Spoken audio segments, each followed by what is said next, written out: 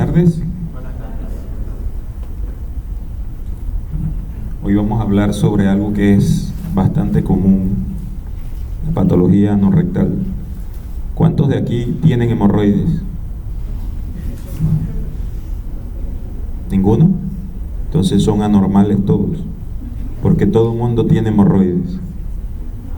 Una cosa es que las tengamos enfermas, ¿ok? Se llama enfermedad hemorroidal. Cuando el paciente dice que tiene hemorroides, es que él se siente que su ano tiene alguna enfermedad, ¿sí? Y uno no se puede ir con que el paciente dice tengo hemorroides y le recetan tratamiento de hemorroides sin revisarlo. El principal error de todo es que jamás lo revisaron y se fueron con que el paciente dice tengo hemorroides.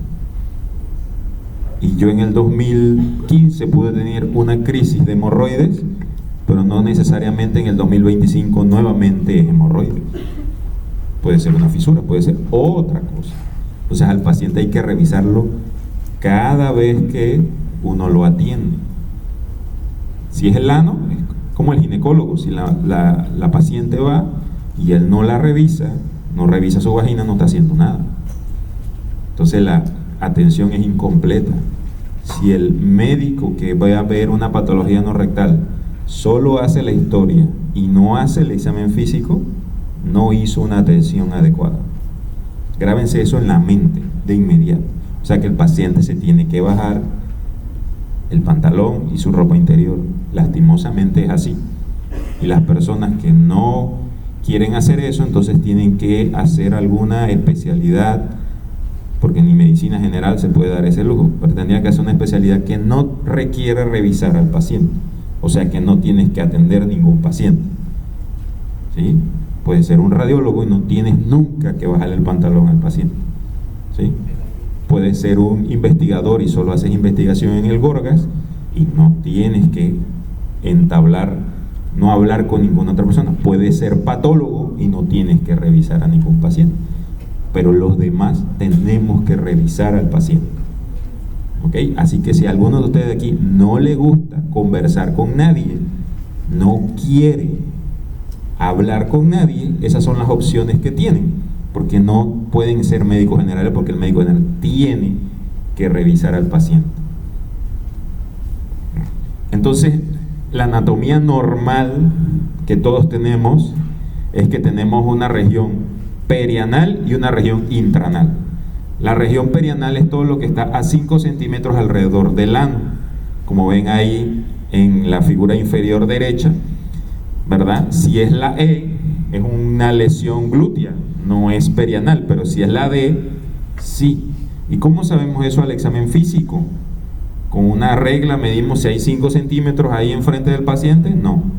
Si usted ve la lesión sin tener que separar los glúteos, es glútea.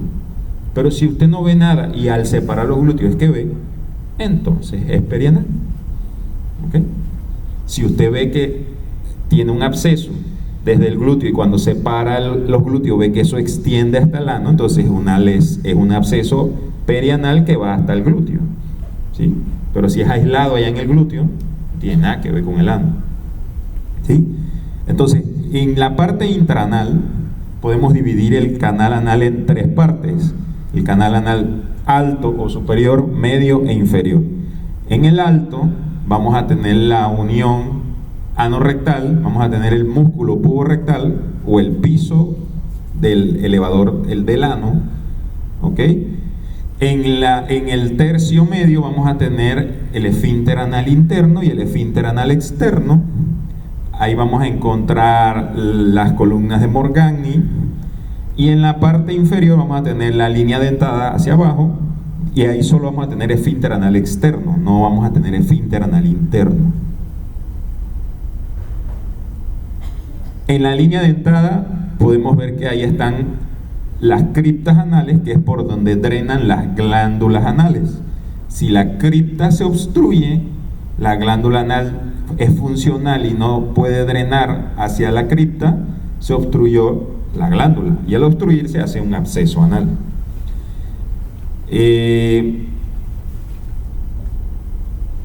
Acá en el margen anal tenemos las hemorroides externas que están por debajo de la línea dentada y las hemorroides internas que están por arriba de la línea dentada. Acá afuera tenemos el margen anal y en la parte anal tenemos, como ven allá en la figura, tenemos el músculo corrugado del ano, que es el que le da la forma al ano de que está arrugadito los bordes, con los plieguecitos del ano, como le llaman.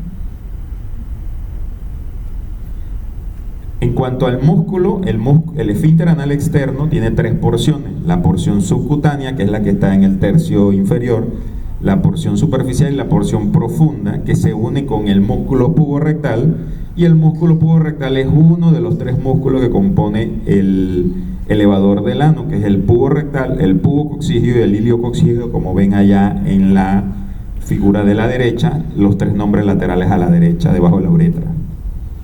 En la parte posterior está el ligamento anococcígeo, que une el coxis con el ano, y adelante está el cuerpo perineal, ¿no? De los espacios que son espacios virtuales porque no es que usted tiene el espacio ahí. Si se acumula el líquido, ahí se crea el espacio, pero es un espacio virtual, ¿ok? Que son el espacio perianal, el espacio interesfintérico, el espacio isquioanal, isquiorrectal, el espacio supraelevador.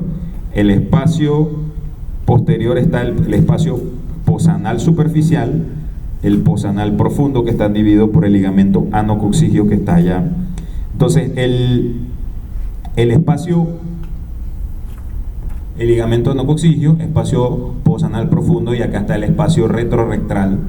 Entonces en el espacio retrorectal salen unos tumores que se llaman los tumores presacro o retrorectales, que no tienen nada que ver, pues son tumores la mayoría de veces congénitos y no tienen nada, son bastante infrecuentes y no es una de las clases que nos mandan a que les demos, pero los que quieren algún día agarrar oncología o agarrar coloproctología hay que estudiar esa parte.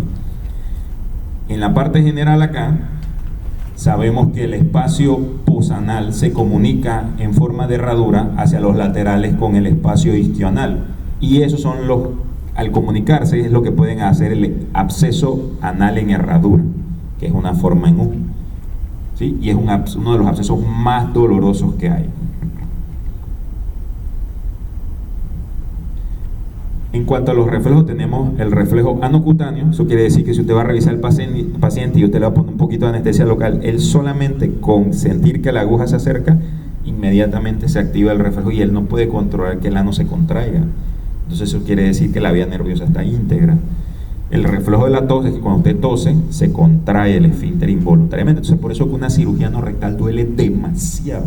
Si usted tiene una cortada en el ano y usted tose, se contrae el músculo y la cortada duele, cosa que tú no sabías que el ano se estaba moviendo en esos momentos que tú te levantabas o estornudabas o pujabas. Toda valsalva te va a originar ese reflejo de la tos. Entonces por eso que es una cirugía que duele. La recuperación hay que dar al paciente un par de semanas de incapacidad porque duele, porque al tener una herida te vas a dar cuenta que el ano involuntariamente se mueve a lo largo del día muchas veces, pero como no tenemos una herida no somos conscientes de eso, porque es algo inconsciente. Está el reflejo bulbocavernoso. Esa es la otra explicación de por qué un paciente recién operado del ano no puede tener relaciones sexuales ni pensamientos sexuales, porque va a tener dolor inmediatamente con una herida en el ano, porque se va a contraer, y eso se ve en una manometría, en una prueba de fisiología anorrectal, para ver si están íntegros. Eso es lo que vemos en aquellos pacientes que tienen una parálisis parcial, o los pacientes que tuvieron una gangrena de Fournier, que tuvieron una lesión nerviosa. Se les hace una cosa que se llama latencia de nervios pudendos, para ver si tiene permeable esos reflejos. ¿Eso quién lo hace? Fisiología anorrectal. Hay médicos fisiatras que se dedican a la parte pélvica. Está el reflejo rectoanal inhibitorio. El reflejo rectoanal inhibitorio consiste en que cuando llega una carga fecal o un aumento de la presión al recto, el esfínter anal interno se contrae más de lo que ya está contraído, involuntariamente. Ahí se activa el parasimpático inmediatamente en fracción de milisegundos y le avisa a uno que llegó. Y entonces uno hace el reflejo rectoanal excitatorio, contrae más voluntariamente. Esos son los reflejos normales que todos tenemos que tener y que si hacemos una manometría anorrectal al paciente, se ven. También tenemos el ángulo anorrectal. El ángulo anorrectal es lo que explica que si su inodoro es de la altura de la silla en la cual están sentados, ustedes tienen el ángulo anorrectal cerrado y se pueden cortar en cualquier momento, porque la altura correcta del inodoro es que usted quede en posición fetal, para que el ángulo anorrectal de 90 grados se abra a más de 140 grados.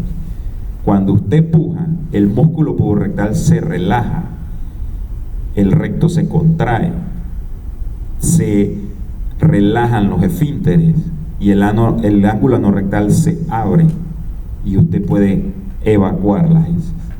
Si el inodoro es muy alto, el paciente va a tener problemas de estreñimiento, y esa es una de las causas de por qué hay tanta patología anorrectal en el mundo occidental versus el mundo oriental, porque el inodoro allá es más bajo.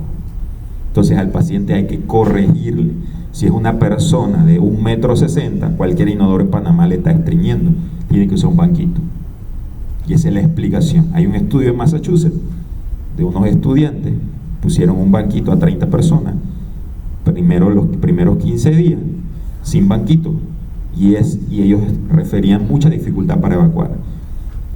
De esos que referían mucha dificultad para evacuar, 2/3 mejoraron solo su forma de evacuar en los 15 días que usaron el banquito. Eso es un estudio que hicieron unos estudiantes de Massachusetts. En la parte nerviosa, lo que ustedes tienen que saber es que el parasimpático es el que hace el peristaltismo. Entonces, cuando usted come, se activa el parasimpático. Generalmente lo que ocurre es que lo que usted coma aumenta el parasimpático y eso va a hacer que las heces avancen. Tienen que saber que cuando llegan las heces al recto, se contrae más, se activa el reflejo rectoanal inhibitorio. Llegan las heces al recto, te avisan, uno activa el reflejo anal excitatorio, aprietas más, ¿verdad? Y eso te dice, necesito ir al baño. Uno va al baño y en el baño, entonces uno en la posición correcta sube las rodillas, queda en posición fetal y uno hace una valsalva. La valsalva es con el tórax y el abdomen. Y hay personas que de tanto estar viendo celular, de tanto estar pensando en otra cosa y no tomarse sus 2-3 minutos ahí de relajar bien, contraen, o sea que cuando hacen la valsalva cierran los glúteos, o sea que pujan mal, porque el pujo es con el tórax y el abdomen, es una valsalva sin apretar los glúteos. Eso se llama la paradoja del músculo puborectal. ¿Okay? Así se llama esa enfermedad, es una enfermedad funcional del ano. Lo normal es que el esfínter se relaje y entonces salgan las heces completas. Obviamente, si las heces son heces Bristol tipo 4, es más fácil que salgan en una valsalva que si son heces fragmentadas, Bristol 5, Bristol 2, Bristol 1. Entonces ese paciente tiene que hacer muchas valsalvas para evacuar completo. ¿Y por qué tiene que hacer muchas valsalvas? Porque las heces son fragmentadas. ¿Y por qué son fragmentadas? Porque no come suficiente fibra. ¿Y para qué es la fibra? Para ir al baño. No me aumenta el peristaltismo, me hace que el bolo fecal sea completo. Simplemente el objetivo del tratamiento es crear heces completas para hacer menos valsalva. Y eso es lo que ocurre. Y hasta se usan los músculos masticadores de la cara. ¿Por qué? Porque cuando ya está haciendo una valsalva muy forzada, hasta aprieta los músculos de la cara. Entonces ese paciente ya, hasta allá llega la defecación, hasta usar los músculos de la cara. Entonces lo que debe ocurrir en el ángulo anorrectal cuando uno hace la valsalva es que se relaja la pelvis, porque se abre la pelvis, se relajan los músculos. Entonces, como ustedes ven, la patología anorrectal es motivo de chiste entre médicos, ¿verdad?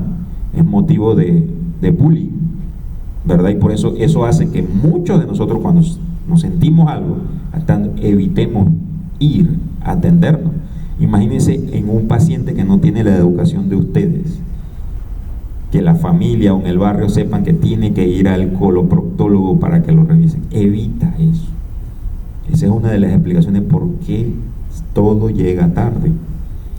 Entonces, lo otro que es difícil es que todos creen que es hemorroide, y como les estoy explicando, hay enfermedades estructurales, hay enfermedades funcionales, de dinamismo, se confunden y la anatomía no es fácil, al punto de que yo, para entender esto, estoy tratando de explicarles a ustedes, y probablemente muchos de ustedes, si no repasan esto, se les olvida, como a mí me pasó, hasta que yo dominé esto después de haber estudiado 5 años de cirugía general.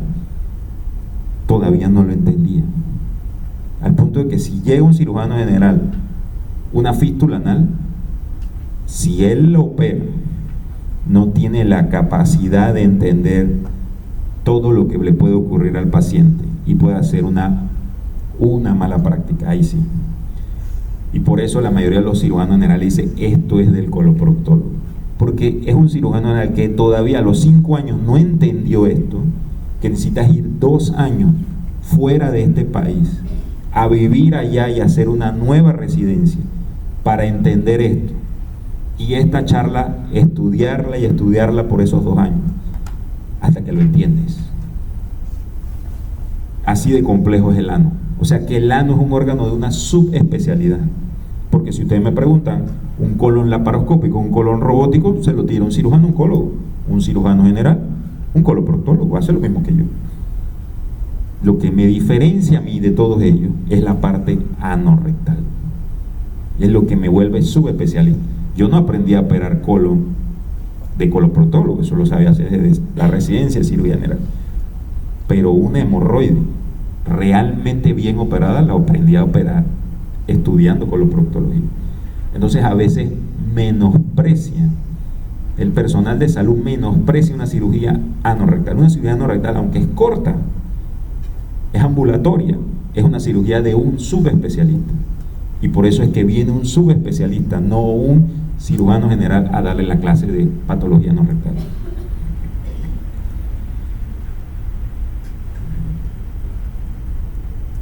Entonces los problemas es que ni el paciente ni el médico quieren atenderlo. Yo tengo una esposa que es médico general y ella dice, yo detesto que el paciente llegue y tengo que bajarle el pantalón, detesto eso, pero lo tiene que hacer.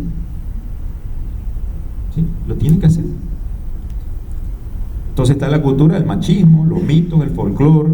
Este fue un paciente de tiempo que me llegó a la consulta y tenía una incontinencia fecal, el que dice el manantial, y se estaba atendiendo con un naturista, para no decir un brujo, ¿verdad? Y lo que tenía era un cáncer que le ocasionaba una incontinencia fecal. Tenía 6 meses de atraso, tenía 6 meses perdiendo su dinero y su tiempo en el manantial. En México vi esto, él dice, tratamiento completo 446 pesos, eso son $20 de hemorroides, pegado en un poste de luz, en México. Eso era lo que yo desayunaba un domingo en México, unos taquitos de barbacoa, son muy ricos, pero no tienen nada de fibra, y eso estriñe, porque no tienen fibra. Entonces, comer eso, sin comerte un cereal, sin comerte alguna fruta, pero muy rico, pero falta la fibra. Y si me preguntan, yo prefiero desayunar eso un domingo, eso es riquísimo, eso es riquísimo, pero si lo desayuno frecuentemente, probablemente voy a empezar a tener problemas colorectales. Tenemos, ahora que empezó la temporada de fútbol americano, y a los que les gusta el fútbol americano, tenemos los famosos domingos de barbacoa, pizza, para ver el juego de fútbol americano, y lo culturizamos por 4 meses. Pero los de lunes a viernes no comemos tampoco vegetales y fruta, y entonces la barbacoa del domingo, pero le echan entonces la culpa a la barbacoa del domingo, cuando la culpa es todo lo que has hecho en toda la semana, que no le comes vegetales y fruta. Entonces tenemos un problema de cultura. Tenemos la tecnología. Tengo un hijo de 8 años y me meto al YouTube y veo que tiene 6 horas en el YouTube viendo videojuegos de todos cómo se juegan los videojuegos. Tenemos ese tema. y entonces a veces tiene ganas de ir al baño, pero está en la mitad del videojuego y se está aguantando las ganas, está adaptando mal los hábitos. Y se puede llevar hasta el videojuego o la tablet al baño. Entonces, muchos se llevan el celular para seguir ahí viendo los videos o seguir estudiando. Eso no se hace, eso es un mal hábito, porque estás distrayendo tu cerebro en un momento que tiene que estar relajado para lograr evacuar bien. Y eso nada más necesitas una pausa de 2-3 minutos. Uno no se sienta en el inodoro para crear el deseo de evacuar, con el deseo. Eso es un mito de que se sientan ahí a ver hasta que me dé las ganas. Estás poniendo todo el ano a la gravedad, y pues eso es una razón por cual las hemorroides se deslizan y se van cayendo. Entonces, la dieta, alteraciones fisiológicas, la obesidad, el sedentarismo, estreñimiento, diarrea, partos vaginales, cirugías previas, todo eso hay que preguntarlo. Factores en la familia, hay estudios europeos que hablan de que tienen una colágeno más débil y por eso el ligamento que sostiene las hemorroides se cae más rápido, y tienen una enfermedad en la familia de temas hemorroidales. Traumas, si practica relaciones sexuales por el ano, si alguna vez se cayó, se golpeó, se cortó ahí, si usa medicamentos para de diarrea, o si usa medicamentos de esos que utilizan por ahí, noni, ginkgo biloba, para ir al baño, si tiene un tema neurológico, si usa medicamentos neurológicos, si usa medicamentos psiquiátricos, como uno tiene que interrogar al paciente, a veces hasta de preguntarle si está teniendo algún problema, si está durmiendo bien. Una forma muy sencilla de saber si el paciente tiene algún problema es si duerme bien. Los que tenemos, cuando yo tengo un paciente complicado, privado en el Santo Tomás, yo no duermo bien, tengo un problema, porque si ese paciente se me muere, tengo un problema, ¿sí? Y yo lo veo así. Si ustedes están en 70.1 y el profesor no va a tirar ni una mediana, tienen un problema, porque tienen que ir a rehabilitar, y nadie quiere rehabilitar, y uno no duerme bien ahí, está estresado, ¿verdad? Pero ese es usted para usted. Pero cuando es de usted para otro, todavía el estrés es mayor. Entonces, una forma muy sencilla de preguntar al paciente si hay un problema: ¿usted está durmiendo bien? Te dice que no, ya hay un problema. Si ha tenido infecciones, cánceres, todos esos son factores de... Los criterios de Roma van por Roma 4, que es 2 de los siguientes criterios más del 25% de las veces los últimos 3 meses. Si evacúa con esfuerzo, o sea que tiene que pujar mucho, más del 25% de las veces. Si son heces abultadas o duras, si siente que no evacúa completo, y si tiene que evacúa menos de 3 veces a la semana. Uno tiene hasta 3 días para ir al baño. Eso de que yo tengo que evacuar todos los días es mentira. Hay un montón de gente estreñida evacuando todos los días. ¿Sí? Y hay un montón de gente que no evacúa todos los días y están normales, porque no es un número, es una calidad. ¿Cuál es la calidad?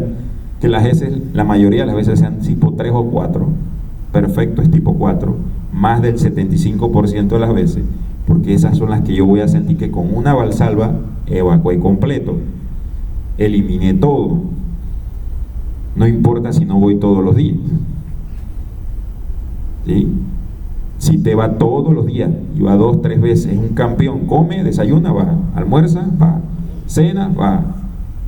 Y son ese tipo 1, quiero darle la mala noticia que está estreñido, que tiene que comer más fibra. ¿Sí? Y está evacuando muchas veces porque evacúa incompleto. Lo que puede evacuar en una sola, lo tiene que dividir en muchas veces. Y entonces eso empieza a lastimar ahí las paredes del ano. También hay que ver si tiene incontinencia. Ahora que el sexo anal, siempre ha existido el sexo anal desde la prehistoria, pero ahora que es moda y que la gente lo que hace es de moda, hombre y mujer, eso puede traer más incontinencia, porque con el tiempo se transforma en un órgano sexual que se va a ir dilatando, ¿sí? Así que el mensaje siempre es evitar las prácticas sexuales por el ano. No se le prohíbe a nadie, pero uno no debe, eso no es una conducta sana para el órgano, ¿sí? Pero sabemos que eso no va a parar de existir, porque siempre ha existido. pero hay que hacérselo saber al paciente. Entonces, está la escala de incontinencia de la Cleveland Clinic, que es del doctor Wexner, que son 5 criterios: si se le salen las heces sólidas, si se le salen las heces líquidas, y el rango. Nunca es 0, rara vez es menos de una vez al mes, algunas veces es menos de una vez por semana, pero más veces al mes. Si se le sale 3 veces al mes, tiene 2 puntos. Generalmente es que es menos de una vez al día, pero más de una vez por semana. Y siempre es que todos los días le ocurre. Y eso te da del 1 al 4. ¿Sí?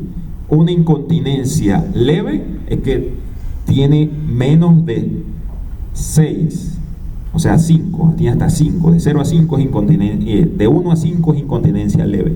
Incontinencia moderada es de 6 a 9. Y de 10 en adelante es una incontinencia severa. Y así sabemos cómo la gravedad de la incontinencia. Tenemos que preguntar desde cuándo. Buenos días, señor Carlos, por decir un nombre. Soy el doctor Arcia, ¿por qué viene? Cuénteme qué le está pasando. Él me dice, esta es la primera vez que a usted le ocurre esto, ya le ocurrió anteriormente. No, he sangrado. Si es una mujer te dice, desde los partos empecé a sangrar. Se acostumbran a ver sangre. No es normal ver una gota de sangre en el inodoro. No es normal. Eso no es normal. A menos que yo esté recién operado. Es normal, es esperado. Pero no es normal que uno vea sangre al evacuar. Eso no es normal. ¿Sí? Entonces, pero la gente se adapta a ver algo que no es normal, lo normaliza. Entonces no es normal. Eso hay que revisar. Si fue que me dio una diarrea y me lastimé de tanto limpiarme, puede ser, pero si yo sigo viendo eso de forma consecutiva, no es normal. Hay que preguntar el tiempo de evolución, si ha tenido cuadros previos, antecedentes familiares, si tiene historia de pérdida de peso, cómo es el sangrado, es rojo brillante, es violeta, es negro, que es rectorragia, hematoquesia o melena. Eso es lo que significa eso. Rectorragia es rojo brillante, hematoquesia es pino, es más acá del colon, y melena probablemente es más alto. Si uno lo ve pálido, o si tiene historia de anemia, si se le distiende el abdomen, cuántos partos tuvo, si es que tuvo parto, cuántos embarazos fueron, si en el parto le tuvieron que hacer episiotomía o si se desgarró, todo eso hay que preguntar. Si practica relaciones sexuales por el ano, aunque sea un cura, hay que preguntarlo. Aunque sea un pastor de una iglesia, hay que preguntarlo. ¿Sí? No importa quién sea, hay que preguntarlo. Aunque sea yo y me tienen que preguntar eso. Hábitos alimentarios, entorno psicosocial, cómo está su estado de continencia, si se le salen las heces, todo eso va dirigido al examen físico. Hay que tener el consultorio en un lugar cómodo, privado, generalmente acompañado. En el Santo Tomás yo tengo acompañante, es un auxiliar. ¿La paga quién? El Santo Tomás, el país, el gobierno. En mi consultorio, si tengo ayudante, la tengo que pagar yo. Tendría que pagar a una enfermera o a un auxiliar. Es bastante costoso. ¿Qué hago yo? Siempre reviso con el familiar. ¿Sí? Con el familiar.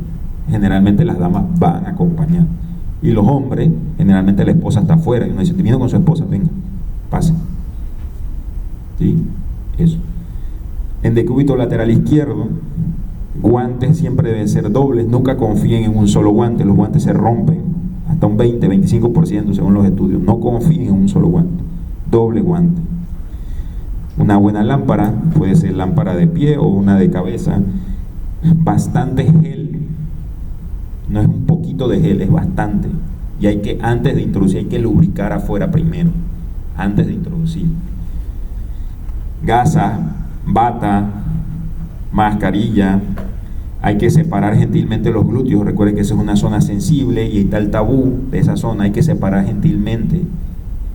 Y antes de introducir el dedo, uno revisa esos 5 centímetros. Revisa. ¿Qué busco ahí? Si no tiene lesiones, si tiene los reflejos, que contrae involuntariamente,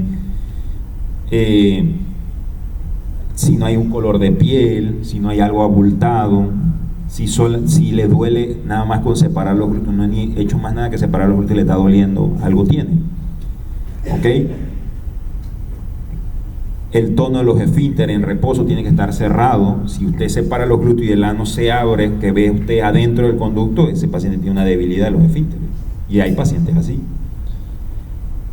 Si hay heces, oiga, usted se acaba de ir al baño. No, doctor, yo fui al baño en la mañana y tiene el ano manchado de heces afuera, puntitos.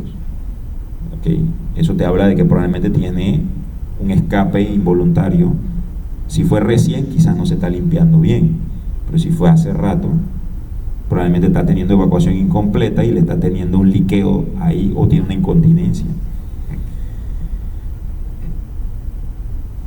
Entonces al tacto rectal, ya después que hice la inspección, primero es la inspección, entonces después voy a hacer el tacto rectal.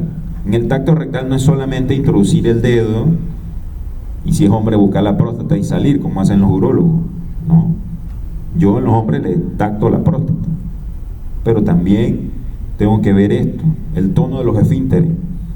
Obviamente cuando voy introduciendo le tengo que decir que puje, porque cuando puja el esfínter se abre, puja y ahí aprovecho e introduzco el dedo. Ahí es que se hace. Si usted no le pide que puje y mete el dedo, lo está lastimando de salida, porque no el ano no está abierto. Tiene que pedir puja un poquito y ahí aprovecho e introduzco el dedo. ¿Ok?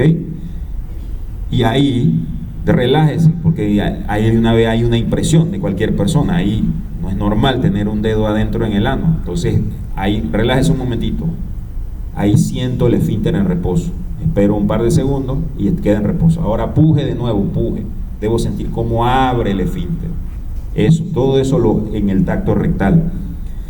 Siento si se relajan los pisos de la pelvis, si hay dolor, si siento algo caliente adentro, hay masa. Tengo que medir más o menos mi dedo. Aquí ya hay 4 centímetros. Si yo llego a introducir hasta mi segunda falange, ya hay 4 o 5 centímetros. Y esa es la longitud del ano del paciente. Si nada más aquí ya llego al ano, es un ano cortito, de 2 o 3 centímetros. ¿Sí? Entonces en mi mente tengo que tener como esa regla de que es un esfínter anal, que es un canal anal largo o corto. La masa, presencia de ese. ¿Por qué es importante lo de la longitud? Bueno, generalmente las damas tienen una longitud del canal anal más corto, entre 2 a 3 centímetros, y los hombres entre 3 a 4 centímetros. Y por eso es que las mujeres son las más propensas a tener incontinencia fecal en la vejez, porque tienen el canal anal más corto, son las que paren, son las que se desgarran en los partos, y encima los músculos son más débiles, son más delgaditos que la de los hombres. Entonces, todo eso hace que un canal anal de una dama sea más predispuesto a incontinencia fecal en la vejez. Se dice que 1 de cada 3 mujeres después de los 65 años tiene incontinencia fecal leve y no lo dice.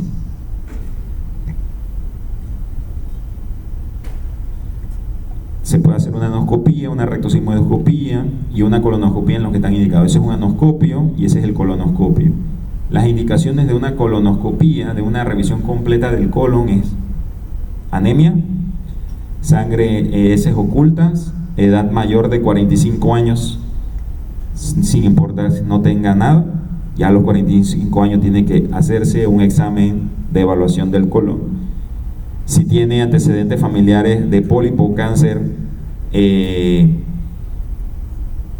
a los 60 años o más, empieza desde los 40 y se hace el control cada 5 años, igual que abajo si tiene antecedentes de cáncer. Y cualquier historia rara que yo no tenga claro, como sospecha de una enfermedad inflamatoria intestinal o un cáncer atípico, aunque tenga 30 años, le hacemos una colonoscopia.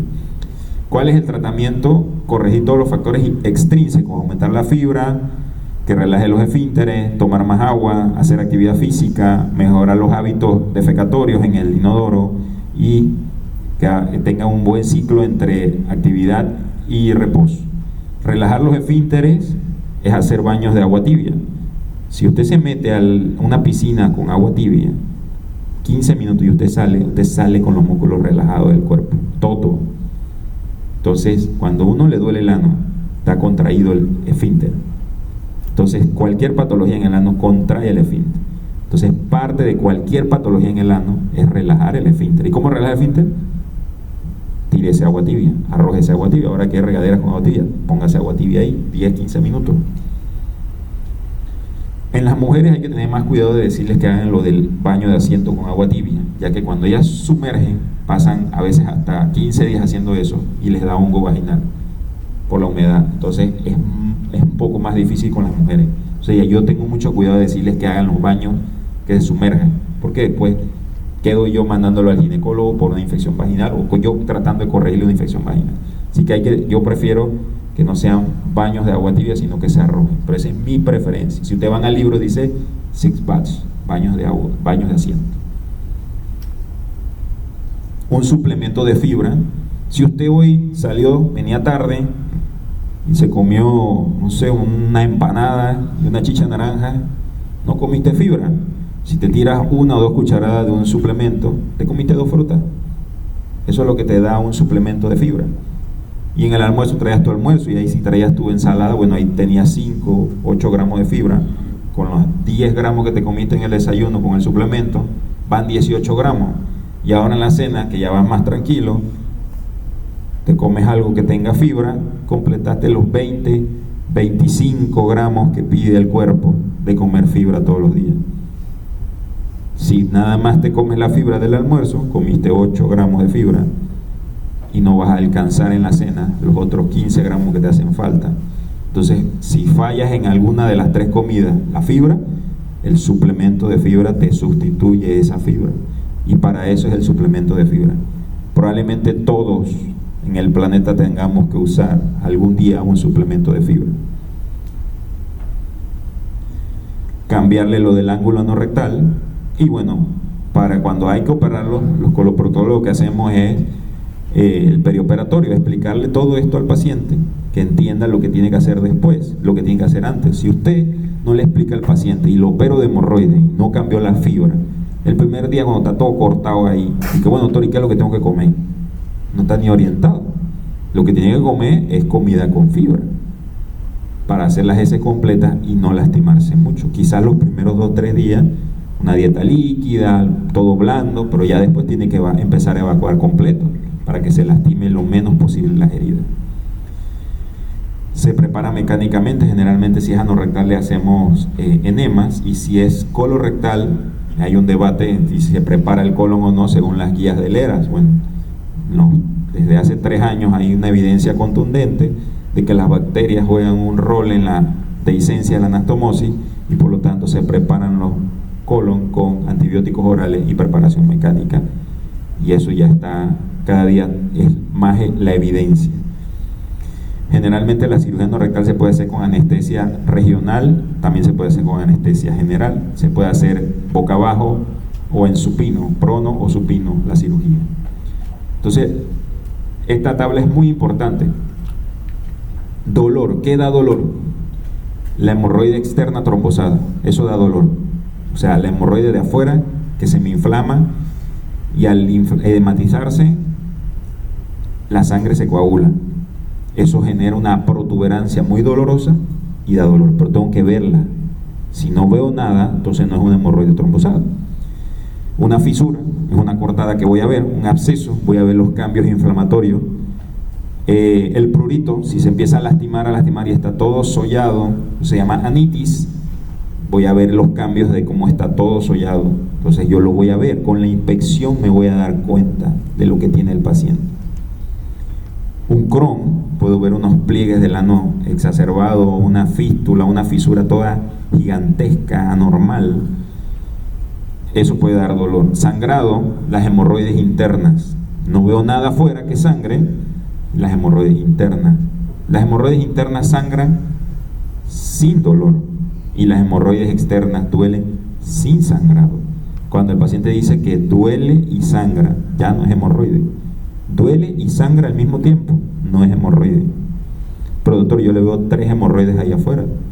Recuerden que todos tenemos hemorroides, ¿sí? Y si el paciente ha tenido crisis de hemorroides, puede tener las hemorroides más grandes de lo usual, pero no las tiene inflamadas. Inflamada es que está trombosada, ahí duele, pero no sangra. Y si es interna, yo tengo que ver que no le duele. Entonces, si el paciente dice me duele y me sangra, ya, de salida eso no es hemorroide. ¿Ok?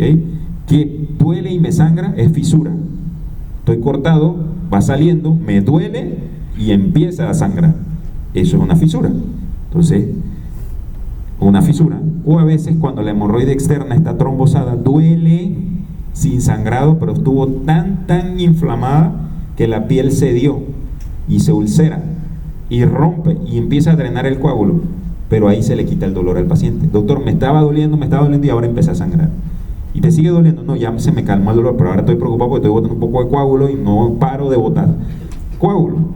Y es que está drenando la hemorroide externa trombosada, pero no están en conjunto dolor y sangrado en la enfermedad hemorroidal.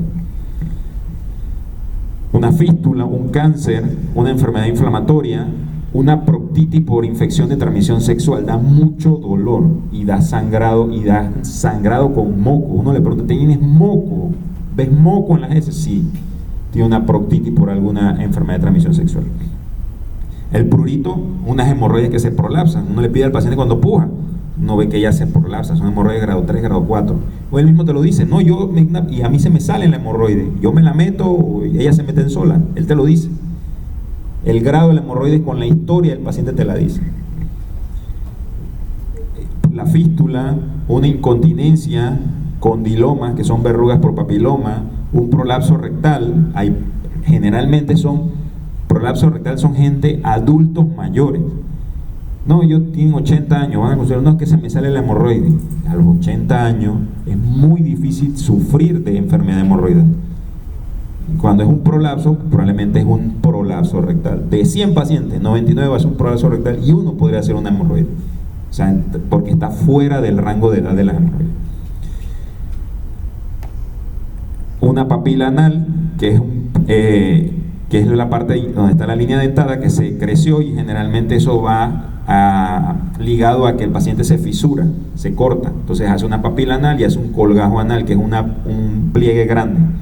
Y una masa me la puede dar una hemorroide trombosada externa que duele, una hemorroide que se prolapsa, un absceso, un cáncer, un pólipo que se prolapsa, o una papila anal que se prolapsa, o el skin tag, que es el colgajo anal, o plicoma se le llama, un prolapso rectal o condiloma. Entonces hablemos de la enfermedad hemorroidal. Las hemorroides son pilas o cojines vasculares submucosos que están cubiertos afuera por anodermo y adentro por endodermo o mucosa, ¿verdad? Y entonces tienen un componente, son parte normal del ano, es sobrediagnosticada, y la fisiología es porque se debilita el ligamento que la sostiene. Entonces las hemorroides tienen 3 componentes. La hemorroide tiene el tejido que la cubre, que si es externo es un tejido de ectodermo, o sea piel, duele, por eso duele, y si es interna es de endodermo, es mucosa, tiene un componente de recubrimiento. Dentro de ese componente de encubrimiento tenemos el estroma de la hemorroide. El estroma es lo que tiene la parte vascular de la hemorroide y tiene los gap junction que mantiene todo eso unido.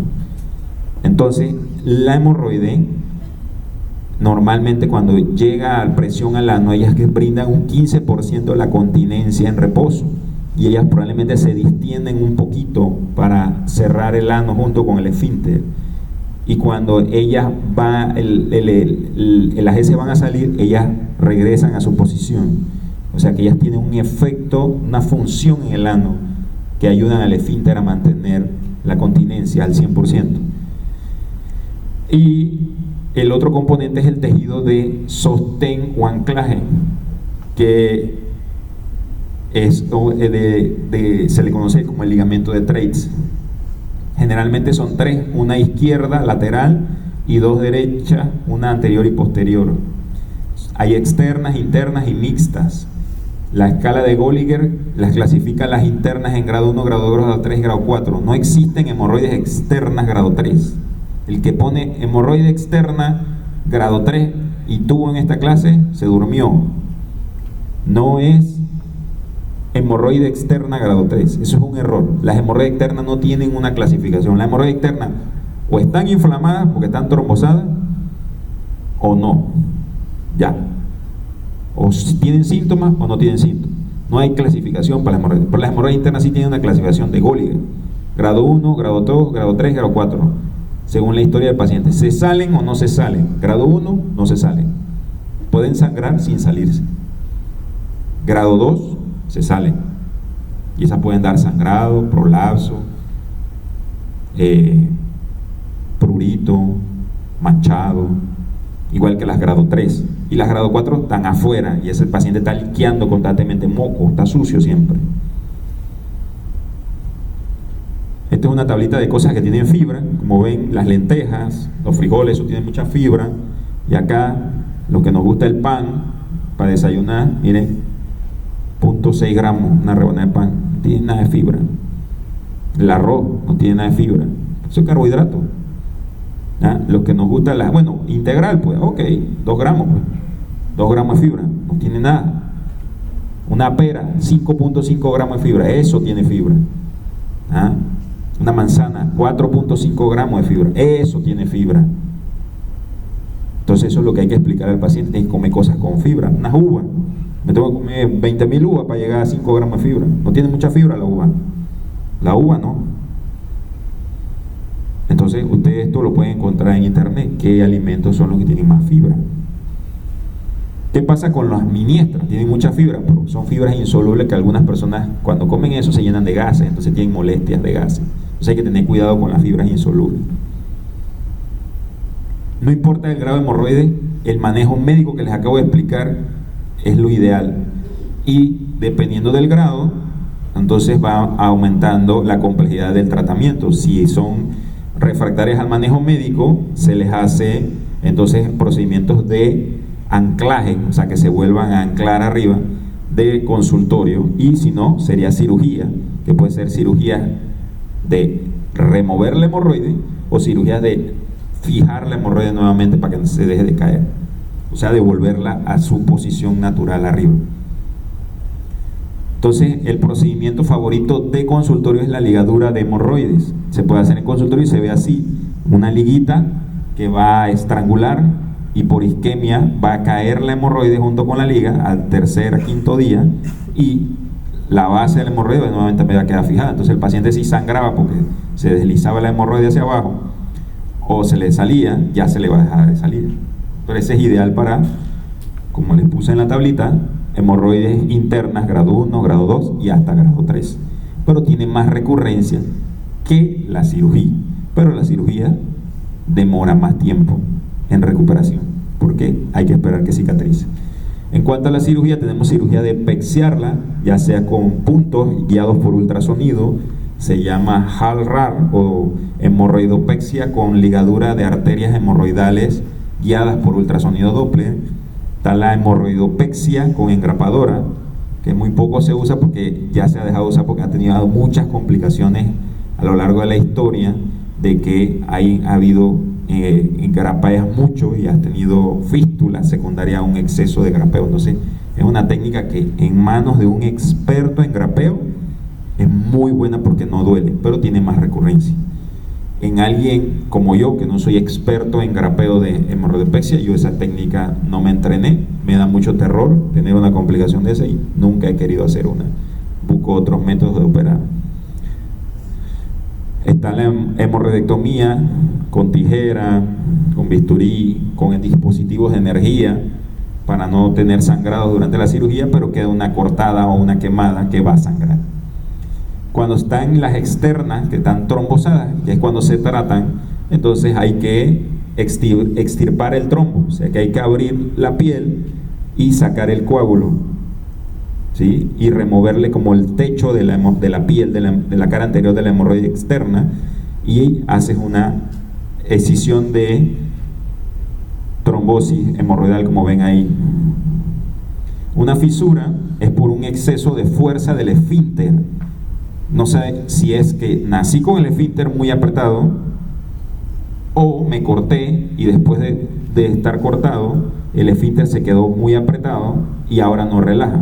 No sabemos qué es primero, pero estos pacientes tienen esfínter anal interno hipertónico y pueden ser aguda o crónica. Y en estos pacientes, si ve la fisura, trate de no hacerle un tacto rectal porque el paciente no va a querer regresar con usted más nunca si le hace el tacto rectal.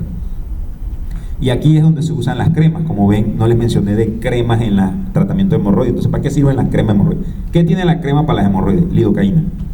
O sea, es un placebo.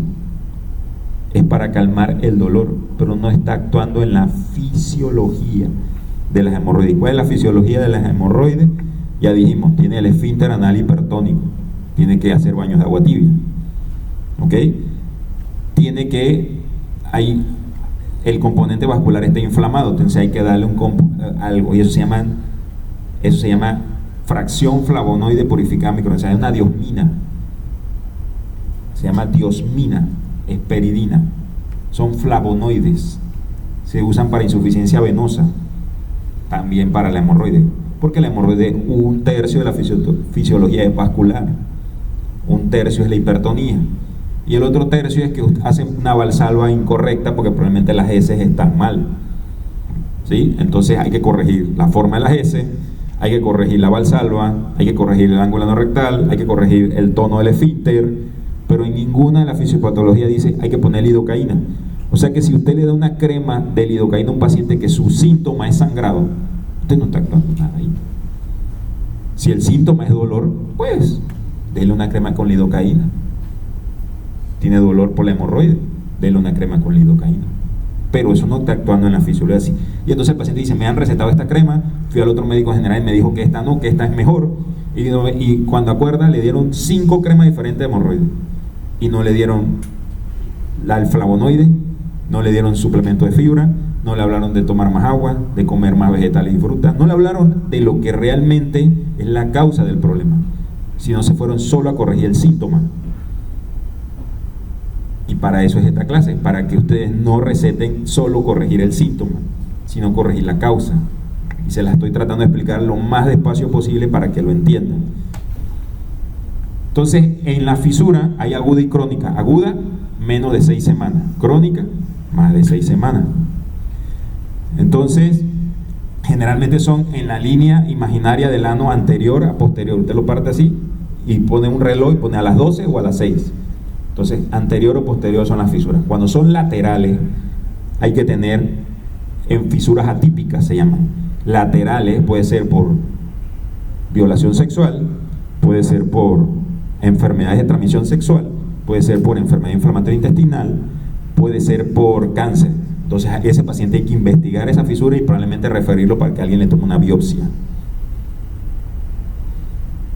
En cuanto al manejo, es el mismo manejo de las hemorroides, lo único que aquí sí hay una crema. La crema relajante se llama diltiazem, es un bloqueador de canal de calcio que actúa en el músculo liso, que es el esfínter anal interno, lo va a mantener relajado. Y el paciente tiene que hacer los baños de agua tibia y ponerse una crema de diltiazem o nifedipino. También están los de nitroglicerina, pero la nitroglicerina da más dolor de cabeza. 70% se queja de dolor de cabeza y abandona el tratamiento. Entonces tratamos de no usar la nitroglicerina por los efectos adversos. El efecto adverso del diltiazem es prurito, puede dar prurito si se la pone en exceso en un 5% de los pacientes, no se le da. Entonces uno le explica al paciente, y me he tenido mis 2-3 pacientes en mis últimos 5 años que se me quejan de que es mucho prurito y la abandonan, ¿sí? Si la fisura es refractaria, tengo 2 opciones: relajar el esfínter mecánicamente con una cirugía de relajación de esfínter que se llama esfínterotomía, o ponerle botox, que es un relajante muscular, porque bloquea los receptores de acetilcolina, ¿no? Entonces, el botox es un manejo alternativo, ya que tiene un éxito entre 50 y 80%, y va a actuar no inmediatamente, demora sus 15 días en actuar, y va a durar ese efecto hasta 4 a 6 meses. ¿En quién son pacientes con botox? Aquellos pacientes que su incontinencia, el riesgo de incontinencia es limítrofe.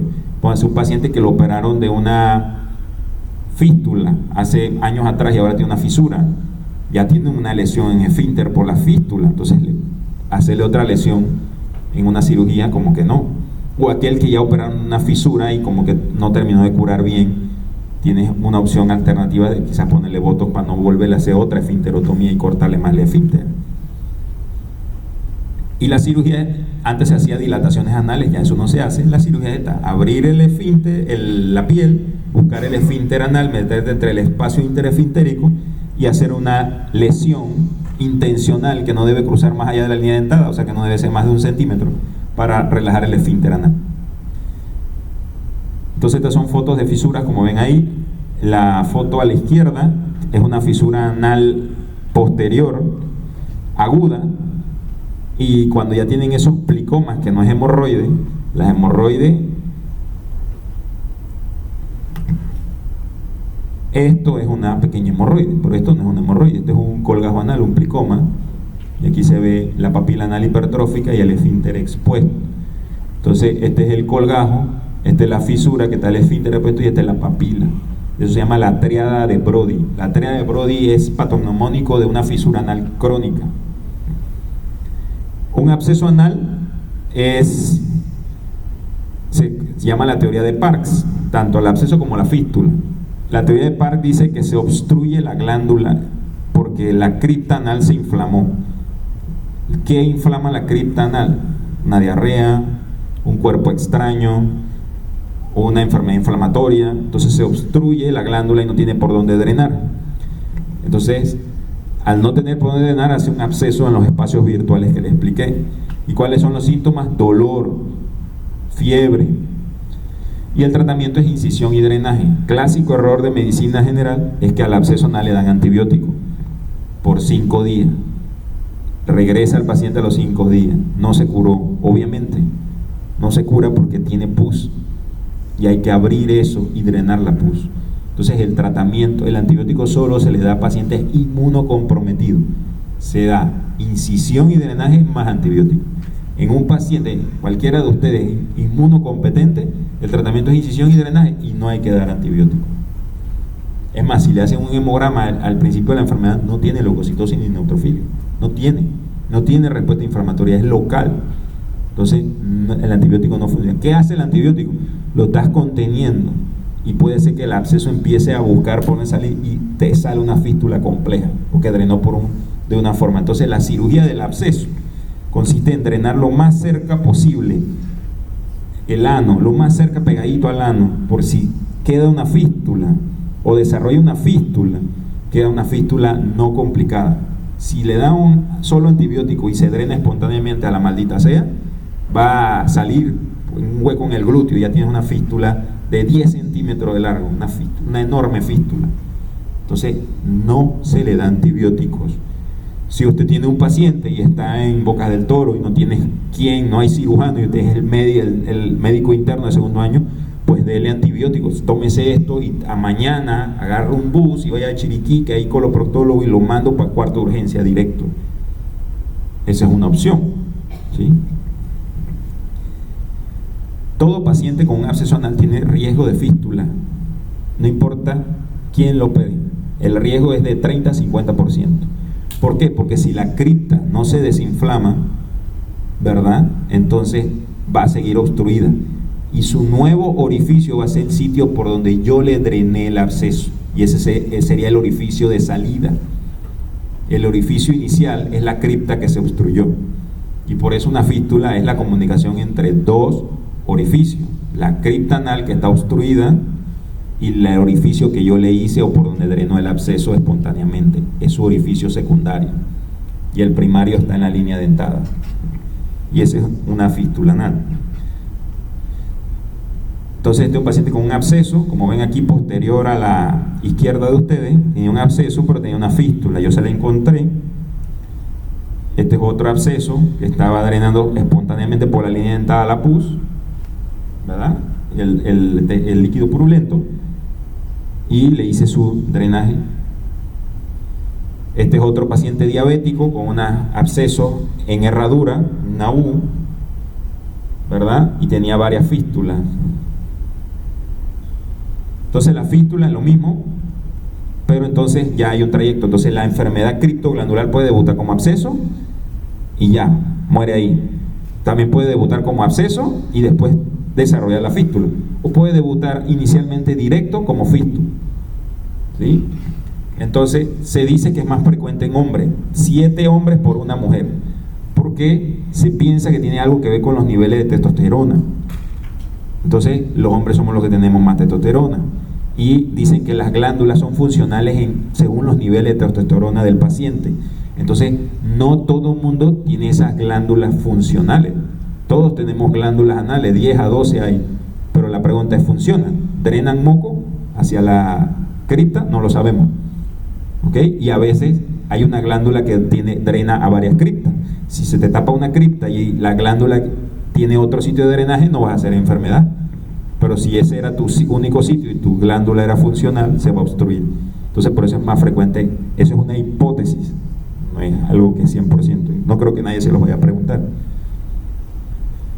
El tratamiento de la fístula es cirugía. Si no es compleja, es abrir toda la fístula. Al abrir toda la fístula, estás cortando esfínter anal interno y externo. Por lo tanto, eso solo se reserva para fístulas no complicadas.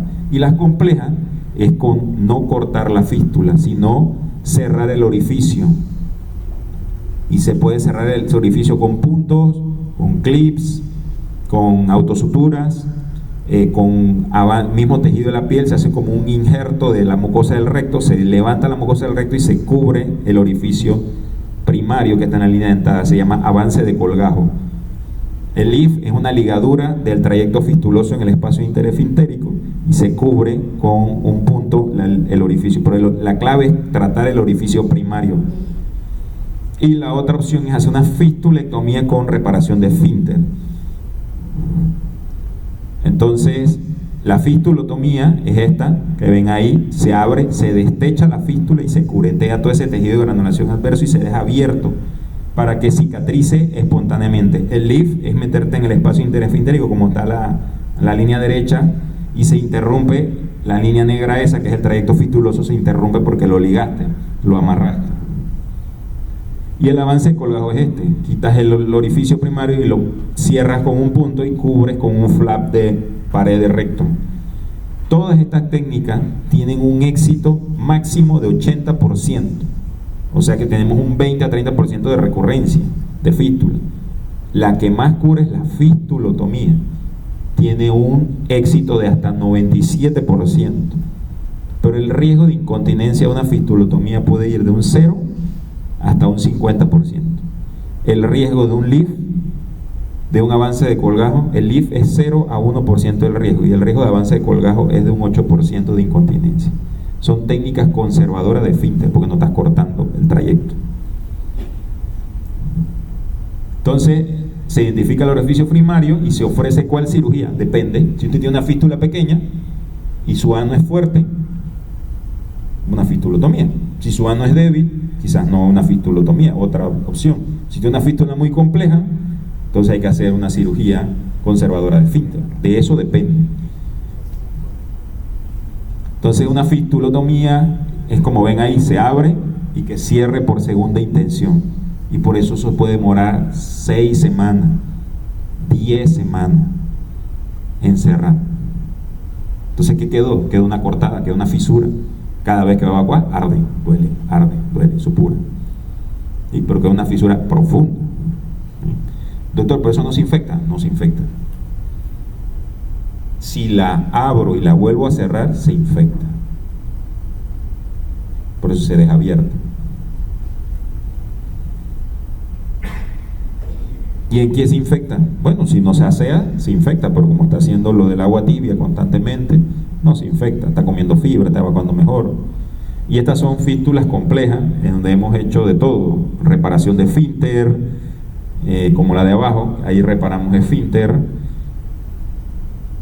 Este es un LIF, que es meterse en el trayecto, el ano está acá abajo, y entre los dos, ahí meter y amarrar el trayecto y cortarlo y cerrar el orificio primario adentro del ano. Este es un avance de colgajo, cubrir el orificio interno con un avance de colgajo. El prurito, ¿qué es el prurito? Bueno, el prurito es una condición dermatológica, lo puede ver un dermatólogo o puede ver un coloproctólogo. Generalmente, la mayoría de las veces, hasta el 75% es coloproctológico. Generalmente es más en hombres de 40 para arriba y tiene que ver con escurrimiento. O sea que en realidad estás estreñido, estás evacuando incompleto, se corrige comiendo fibra. Si es un prurito de eso, si es un prurito porque tengo acá una lesión externa, y ya eso quizás sea del dermatólogo. Muchos le mandan cremas para hongo. Hongo en el ano tiene que ser un paciente inmunocomprometido, si tiene un hongo perianal. Eso no existe. ¿sí? Le mandan crema Trigentax, que tiene antibiótico, tiene palongo, le mandan eso y no funciona, es fibra. Hay alimentos que aumentan el prurito, los derivados del tomate, el café en exceso, las bebidas carbonatadas, la cerveza, el vino, eso aumenta la sensibilidad y además prurito. Entonces aquí, como lo ven, Coca-Cola, té, licor, chocolate, los derivados del tomate.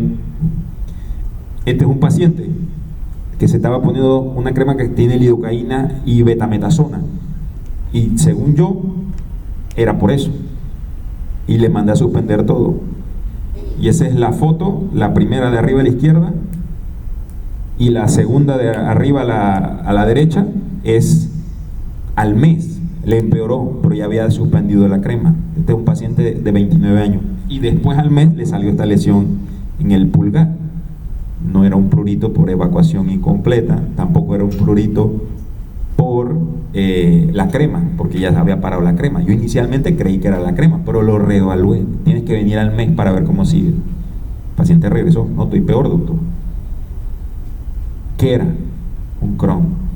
Le hice una colonoscopía. Eso es lo que hay que hacer. Al mes no se mejoró, ya, colonoscopía. Tengo que investigar qué es. Una enfermedad de Crohn, un paciente americano. O sea que el prurito puede ser el inicio, un síntoma de aviso de un Crohn. Y este es otro prurito posterior, está localizado ahí. Se ve que es porque está obsesiva la persona limpiándose ahí con el papel y el papel y el papel y el papel. ¿Y por qué se limpia tantas veces y no se termina de limpiar? Porque evacúa así como pastoso todo. Es porque evacúa incompleto. Las heces salen sin forma y queda ahí. Entonces hay que corregirle la fibra y decirle que no se esté limpiando tanto. Que si 3 pasadas no va, bueno, vaya al baño, use jabón de bebé, ¿sí? No se lave con jabones muy fuertes. Jabón, eso es una zona íntima. El ano es una zona íntima, es con jabón de bebé. Y si tiene comezón, se le manda algún antihistamínico para la comezón. La enfermedad pilonidal es más frecuente en hombres, es una reacción de cuerpo extraño al vello. La depilación lo previene, el exceso es drenaje, y cuando es crónico es cirugía. Eso es generalmente gente peluda, muy nalgona, que tiene la línea interglútea muy profunda, pasa mucho tiempo sentado, hay mucha humedad ahí, se lastiman ahí y se entierra el pelo. Ya es una reacción de cuerpo extraño y se llama enfermedad pilonidal o quiste pilonidal. ¿Quiénes están propensos a eso? Ustedes, pues están jóvenes, tienen menos de 30, ¿sí? Tienen el vello fuerte. Ya yo no, ya yo pasé los 30 hace rato, mi vello es débil, ya no me pasó, me salvé. ¿Okay? Dicen que es más frecuente en hombres, pero las latinas tienen vellos ahí también, y las panameñas son latinas, entonces pueden tener enfermedad pilonidal. Yo diría que aquí es 40% contra 60%, pero eso no lo sabemos porque no hay ningún estudio panameño, pero sí sabemos por la literatura americana que es más frecuente en hombres, pero allá hay cirugías con cirugía plástica de hacer avances de colgajo, y está el tratamiento no quirúrgico. ¿Cuál es el tratamiento no quirúrgico? Le veo el quistecito, le veo la lesión, pero no le molesta, no le hago nada, lo mando a hacer depilación láser. Ese es el tratamiento no quirúrgico. Y quirúrgico es resecarlo y cerrarlo, porque no es complejo. Si el cierre es complejo con flap, y está el tratamiento mínimamente invasivo. El tratamiento mínimamente invasivo es lo que está de moda, que es sacar el pelo, y después que extraes todo el pelo, es remover ese tejido de granulación adversa que no permite que cicatrice la cavidad. Esto es cuando es quiste, no es cuando es absceso. Absceso es abrir y sacar la pus, ¿verdad? Y esperar sus 2 meses a que colapse todo. Y eso tiene un éxito de hasta 85%. Esta es la cirugía que hacemos. Pero también podemos hacer la cirugía que les mostré inicialmente, que de abrir y cerrar ese hueco ahí todo grande, pero es más difícil y se extraen todos esos vellos. Endometriosis es muy raro, pero la endometriosis no es rara, es bastante frecuente, pero en el periné, en la región perianal, es rara, pero sí existe. Generalmente es resecable, el manejo es quirúrgico, obviamente ahí es en conjunto con el ginecólogo, y el diagnóstico se puede hacer por ultrasonido y resonancia, y es resecarlo todo. Esos son endometriomas que hemos quitado perianales. El prolapso rectal es una protrusión del recto, generalmente es en gente adulto mayor.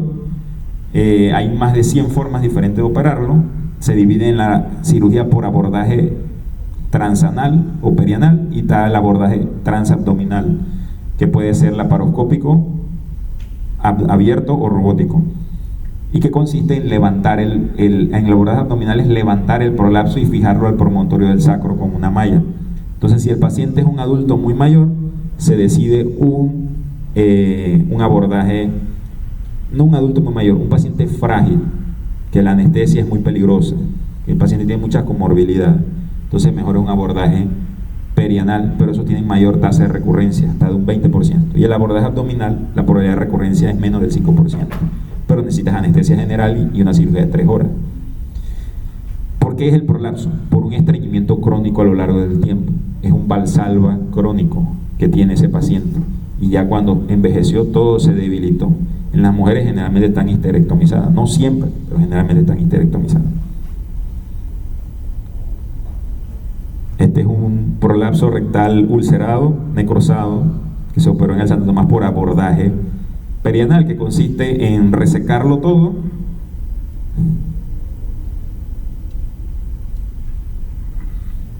darle la vuelta y que todo lo que está prolapsado ya salga, y entonces ver hasta dónde de ancla y hacer la resección ahí y hacer una anastomosis coloanal, suturarlo así. Ese se llama procedimiento de Almeyer, y así queda el paciente.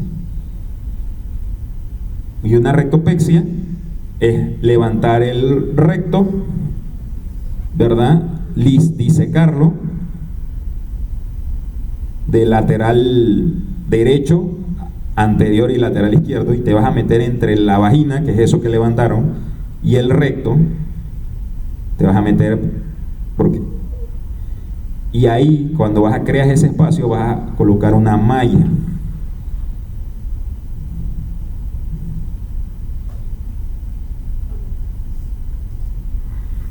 Suturas la malla al recto, y esa malla la jalas junto con el recto y la pegas al promontorio del sacro, que es el punto que estamos poniendo ahí.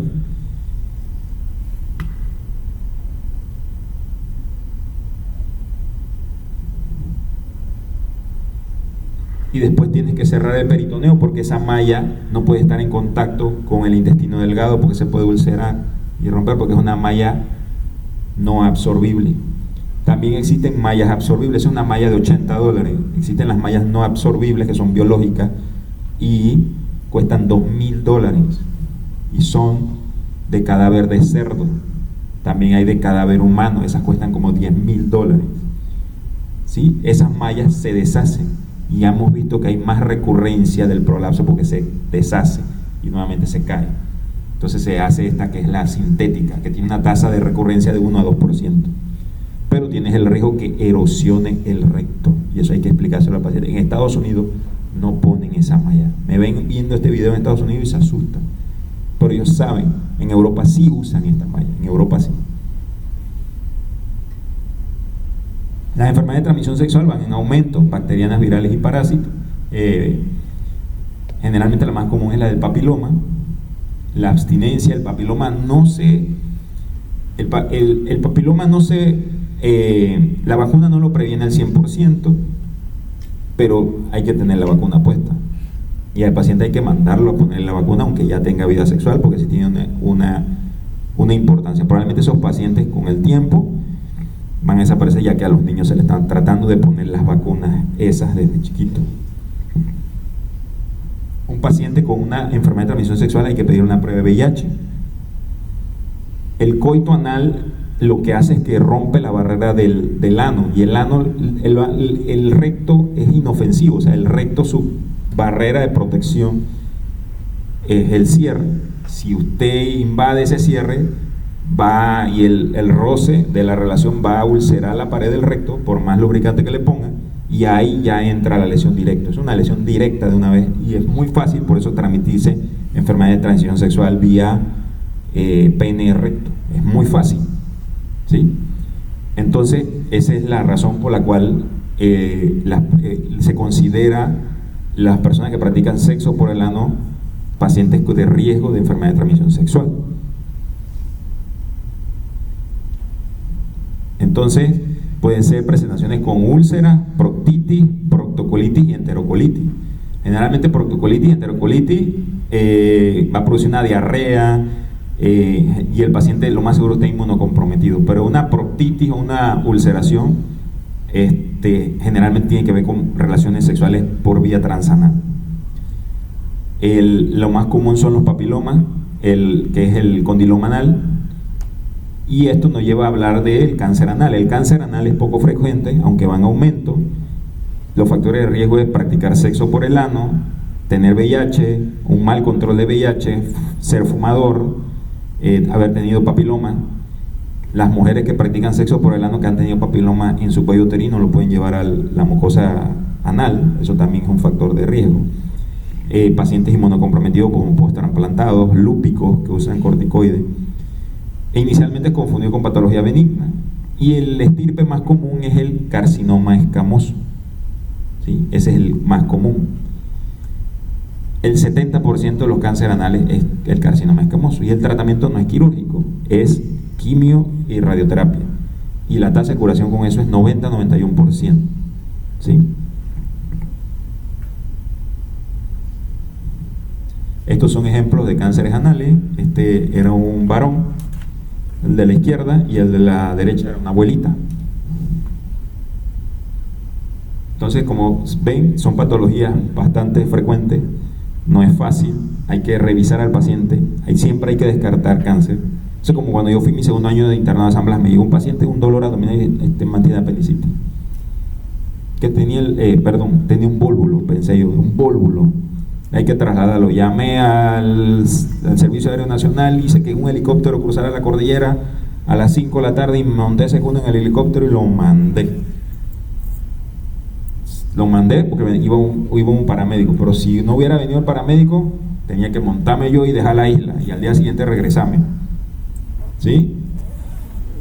Averigué en el Santo Tomás que era una apendicitis. Me equivoqué en el diagnóstico, pero no me equivoqué en que había que operarlo. ¿Sí? Porque pensé mal. Yo digo, este mantiene algo que hay que operarlo. ¿Ok? Entonces, es lo mismo, es el mismo consejo. Ano, enfermedad ano rectal, tiene más de 45 años, piensen mal, puede ser un cáncer. ¿Sí? Entonces, tienen que tener cuidado con eso. ¿Sí?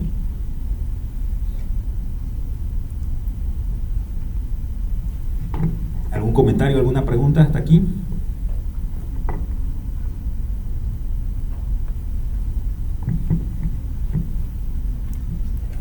Entonces, ahora vamos a hablar, esta es la razón por la cual yo fui coloproctólogo, por operar, por la paroscopía, sacar todo el colon, 1,5 metros, por una herida de 4 centímetros, el paciente te mira como si tú fueras fuera de serie, eso te llena el ego, te alimenta, pero adivinen qué, eso no es lo que más opero, lo que más opero es lo que acabo de hablar, la patología anorrectal. O sea que si un día me ven comiendo en un buen restaurante, ahí está, el doctor García, mira, ve, pero está comiendo en el buen restaurante no por operar cáncer de colon, sino por operar hemorroides, fisura, fístula, pues eso abunda. Pero eso no es lo que más me gusta operar, lo que más me gusta operar es la parte abdominal, porque esto es lo que me llena de satisfacción decirle a un paciente, se operó, todo salió bien, y el paciente fue al oncólogo y el oncólogo dice, no, tú estás curado. Eso te llena de una satisfacción que un médico pueda decir que curó el cáncer. ¿Sí? Pero no siempre se puede. Pero bueno, es lo que cuando resulta te hace y te dice vamos a seguir aquí, seguimos. ¿Sí? Eso es lo que te alimenta, te retroalimenta, te hace biofeedback.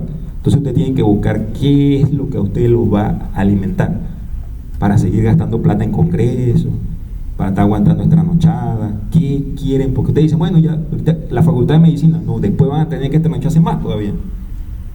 Entonces, ¿qué te alimenta a seguir? Porque si es la plata, se equivocaron de profesión. Los diputados ganan más que nosotros, tienen que hacer político, otra cosa. ¿Sí? Entonces, ¿Qué es el cáncer colorectal? Es un proceso complejo de varios pasos. Generalmente tiene 3 vías moleculares, que es la inestabilidad cromosómica, la microsatélite y el fenotipo metilador. El 80% de los cánceres sigue esta secuencia pólipo-cáncer, que es que en 10 años, no en 10, ya en los estudios de 11 a 14 años, el pólipo, por una inflamación de envejecimiento, del constante uso de esa tubería con las heces, se inflama la mucosa y hace un pólipo que tiene una displasia, y esa displasia puede ir de displasia de bajo grado o leve, moderado y alto grado, y de alto grado pasará a adenocarcinoma. Entonces hay nuevas vías que están interconectadas, y el 80% de los cánceres no tienen ningún antecedente, no tienen nada que ver con el antecedente, ¿sí? En mi familia, Arcia, no hay nadie con cáncer colorectal, pero puedo ser yo si Dios me da vida, a los 80 años y me da un cáncer colorectal. ¿Eso es un cáncer hereditario? No, es un cáncer ambiental, esporádico se le llama.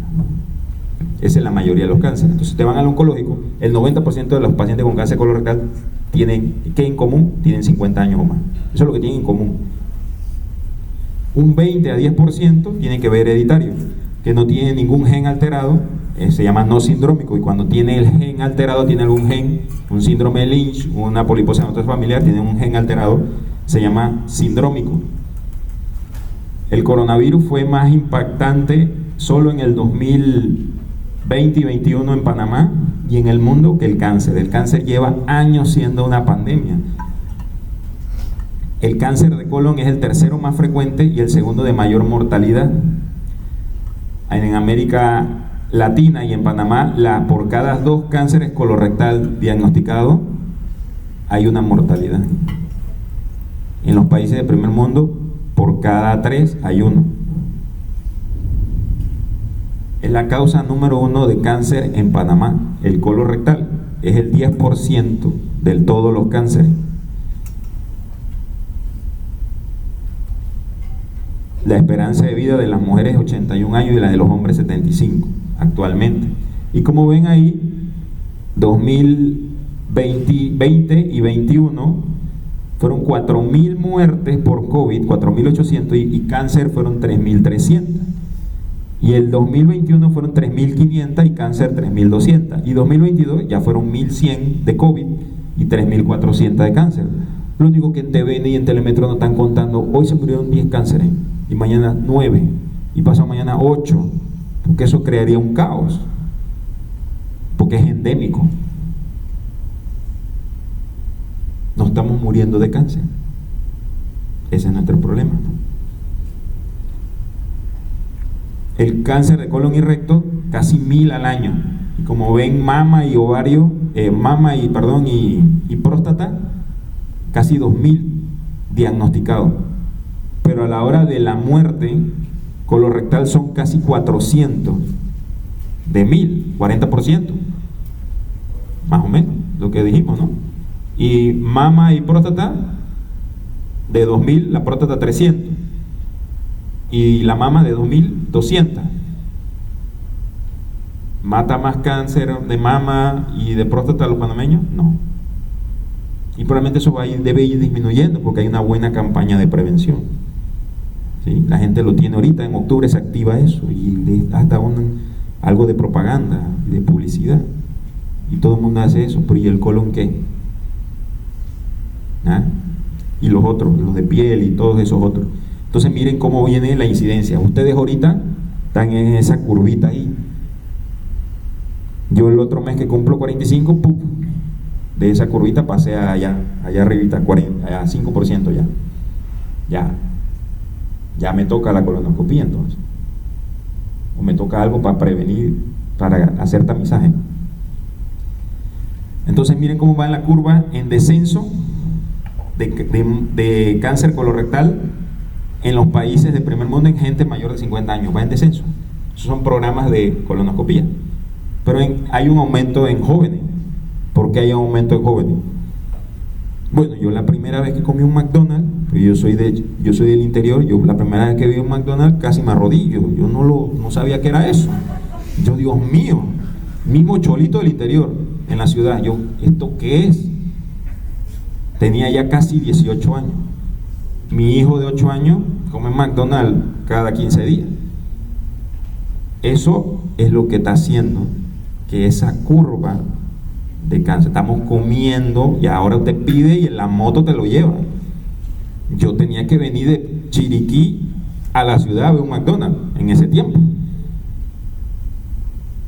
¿Sí? Entonces ya ese es un ejemplo de por qué hay un aumento. ¿Sí? Yo jugaba fútbol, béisbol en la calle todas las tardes, no tenía nada que hacer, me aburría. Ahora no, ahora se sientan ahí en el celular y dale, no hay nada de ejercicio. Cambió. Y tampoco se le puede decir al chiquillo, bueno, vete ahí, porque se lo llevan. Y a mí nadie me iba a llevar. En ese tiempo nadie quería al chiquillo ajeno. Ahora sí, lo quieren para pura maldad. Entonces la vida cambió y te obliga a esto. Y este es el ejemplo. Ahora, entonces, como les dije, factores de riesgo, el estilo de vida, lo que les acabo de decir. Pero también está antecedente de pólipo en la familia. Eso es lo que hay que preguntar, antecedente de pólipo. Hay que preguntar si hay enfermedad inflamatoria intestinal, porque los pacientes con colitis ulcerativa tienen 3 veces más riesgo de cáncer que los que no tienen colitis ulcerativa. Si tiene antecedentes de cáncer en la familia, primos, hermanos, si sabe que tiene poliposis amatosa familiar, si ha sido radiado, una paciente que fue radiada por un cáncer cervicouterino o un varón que fue radiado por cáncer de próstata tiene mayor riesgo de cáncer de recto. Está radiado el recto. Eso es un factor de riesgo. Entonces tenemos diferencia socioeconómica o es un subregistro, no lo sabemos, pero en Estados Unidos hablan de los latinos y los negritos son los de mayor riesgo de cáncer que los gringos, ¿no? Hay una dieta proinflamatoria, comemos mucha carne roja, mucha comida procesada que tiene aminas heterocíclicas, hidrocarbonos, que hacen que tus bacterias se vuelvan procancerígenas y aumenta el porcentaje de bacterias, de Fusobacterium, de Streptococcus en tu flora bacteriana. Y hace una disbiosis, que no sabemos si es causa o consecuencia, y proliferan estas bacterias. ¿Qué pruebas tenemos para hacer la colonoscopia? Pero la colonoscopia vale $1000. Involucra anestesia, involucra prepararse, tiene un riesgo. Es la mejor. Pero existen las pruebas de S, que eso es lo que vengo para que se lleven en esta clase. ¿Cuáles son las pruebas de S? Sangre oculta en S e inmunohistoquímica fecal hay en Panamá.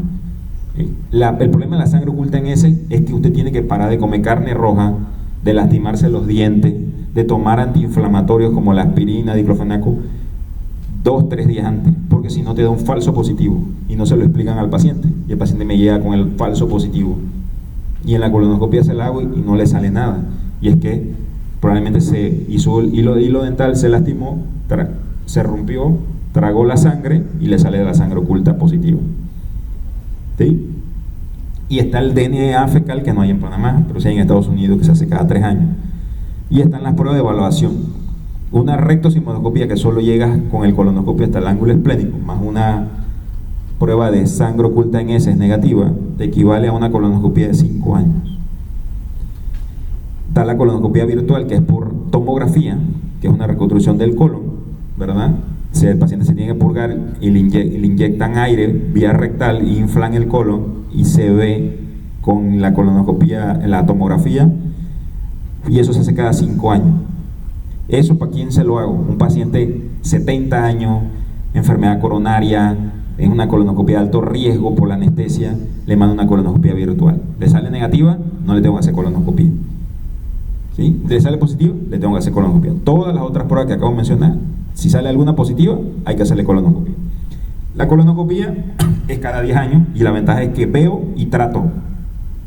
Y es a partir de los 45 años, y esto es lo que queremos con el tamizaje: detectar un pólipo precancerígeno que no tiene ningún síntoma, porque está muy pequeño, no te va a dar ningún síntoma, lo remueves y evitaste el cáncer. O encontraste un cáncer que estaba empezando, lo diagnosticaste, lo operas y lo curaste. Entonces este es un pólipo, tiene un tallito. Los pólipos pueden ser pediculados con tallo, semipediculados o planos totalmente. ¿verdad? Este tenía un tallito que se levantaba, era como un semipediculado y se reseca. Y ese pólipo tenía displasia de moderado grado, o sea, era un precancerígeno. ¿Y por qué se lo hicimos? Bueno, pues tenía 60 años y llegó con un sangrado hemorroidal que era evidente, el sangrado era de las hemorroides, pero tenía incidentalmente este pólipo. Y le previnimos. Ahí, como el orificio quedó muy grande, se le pone un clip para evitar problemas. Esa es una colonoscopia cara, ya ese clip vale $300, ya no es 1000, más la patología del pólipo, más el clip, pero esta fue en el Santo Tomás, que es $40, ¿no? ¿Qué síntomas me puede dar un pólipo o un cáncer? Un pólipo grande o un cáncer, depende de dónde está. Si está cerca del ano y sangra, la sangre va a ser fresca, igual que la de las hemorroides, entonces va a dar rectorragia. Si es grande, voy a sentir que tengo algo ahí que no logro evacuar, tenesmo rectal, mismo síntoma de una proctitis por enfermedad de transmisión sexual, tenesmo rectal. Parestesia, si está grande y está invadiendo el paquete neurovascular, me puede dar trombosis venosa profunda, me puede dar parestesia, me puede relajar los esfínteres, incontinencia, moco, prolapso. Si es en el colon izquierdo, me va a dar rectorragia, y como el colon izquierdo nada más mide 4 centímetros de diámetro, la luz, si hay algo de 2 centímetros que lo ocupa, yo debo empezar a ver que mis heces son más delgadas. O sea que me debo dar cuenta de un adelgazamiento de las heces, un cambio de patrón evacuatorio. Y obstrucción, y eso son lo que sé. Mientras que el colon derecho puede distender hasta 12 centímetros, puedo tener un cáncer de 8 centímetros. Y generalmente esos ya llegan con anemia, metástasis, llegan más tarde. ¿Sí? ¿Y qué sangrado me puede dar? Un sangrado oscuro, melena o hematoquesia, porque está ubicado ya sea en el colon derecho o en el transverso, que está más lejos. Entonces depende de dónde está ubicada la lesión, es el síntoma. Entonces lo que queremos evitar es un cáncer como este que estaba obstruyendo ya el recto. Entonces el diagnóstico es histopatológico. Yo tengo la sospecha con los síntomas, la prueba me salió sangre oculta en heces positiva, pero el diagnóstico no lo tengo. El diagnóstico es verlo con la colonoscopia y tomarle biopsia. El 97% son adenocarcinoma. ¿Qué son estudios? Entonces ya saben, tamizaje es estudios de un paciente que no tiene ni un síntoma para prevenir que tenga pólipos. ¿Y cómo prevengo que tenga pólipos? No hay forma de prevenirlo, es ver si tiene y removérselos. ¿Sí? Y estudios de tamizaje hay heces y están los estructurales, en el cual está el mejor es la colonoscopia, pero no es el único. Estudios diagnósticos, puedes tener una tomografía, ver la masa, pero no tienes el diagnóstico, ves que hay una masa. O sea que el diagnóstico real es histopatológico, colonoscopia más biopsia. Y están los estudios de estadiaje, tamizaje, diagnóstico, estadiaje, son 3 cosas diferentes. Estadiaje es tú quieres saber cuál es la etapa del tumor, quieres saber según el TNM qué tan avanzado está. Y si es un cáncer de colon, el estadiaje es con tomografía de tórax, abdomen y pelvis. ¿Por qué tórax, abdomen y pelvis si es del colon? Porque son los sitios donde da metástasis el cáncer de colon: pulmón, hígado, peritoneo. Tienes que ver eso. Y el recto es lo mismo, pero tienes que agregar resonancia, porque en el recto sí tienes que ser más específico en ver la T. ¿Qué tan profundo está el tumor en la pared del recto? En la submucosa, en la muscular, en la grasa. Tienes que saber eso, porque eso te cambia el manejo. El recto es más complejo. Aquí unos estudiantes van a hacer un webinar excelente de cáncer de recto, que nos van a abrir los ojos de lo complejo que es ese manejo, que a un webinar necesitamos para que ellos nos puedan decir todo lo complejo que es el manejo del cáncer de recto.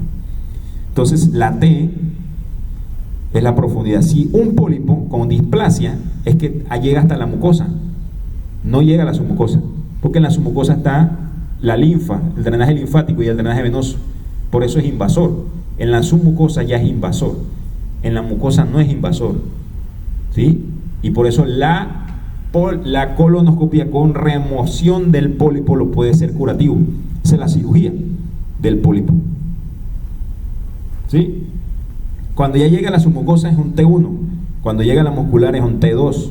Cuando atraviesa la muscular y llegó a la grasa es un T3. Y si llega a la serosa es un T4.